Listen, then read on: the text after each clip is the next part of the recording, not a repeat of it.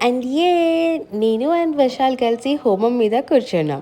అక్కడ వినాయకుడి పూజ అయిపోయాక హోమం చేస్తున్నారు. అండ్ మేము వెళ్ళేసరికి మమ్మల్ని కూడా కూర్చోమన్నారు.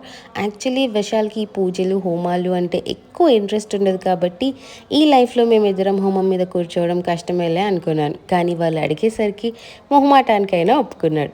ఆ రోజు వేదాంశ్ కూడా ఎంత కోఆపరేట్ చేశాడంటే అంత వేడిలో మనకే చాలా వేడి వేడిగా ఉంటది కదా!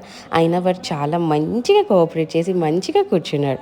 మధ్యలో పాడిని సన్ని బాబాయ్ కూడా చేసుకున్నాడు చాలాసేపు. థ్యాంక్ యూ సన్ని బాబాయ్. బొట్టు పెట్టేటప్పుడు అయ్యగారు విశాల్ని ఒకటి అడిగాడు దట్ నువ్వెందుకు నవ్వట్లేదు అని. నేను నా మనసులో మా ఆయన కూర్చున్నాడు నాకు అదే చాలా ఎక్కువ అనుకున్నాను కానీ ఇంకా బయటకు చెప్పలేదన్నమాట. అండ్ అప్పటికి వేదాంశ్ డిన్నర్ టైం అయిపోయింది అండ్ వినాయకుడి దగ్గర ప్రసాదాలు పెడుతున్నారు కాబట్టి వాడికి కూడా తినిపిస్తే చాలా ఇష్టంగా ఫటాఫట్గా పులిహోర తినేసాడు. And I'm so so so so so happy that మేము ముగ్గురం కలిసి హోమం చేసాము అని.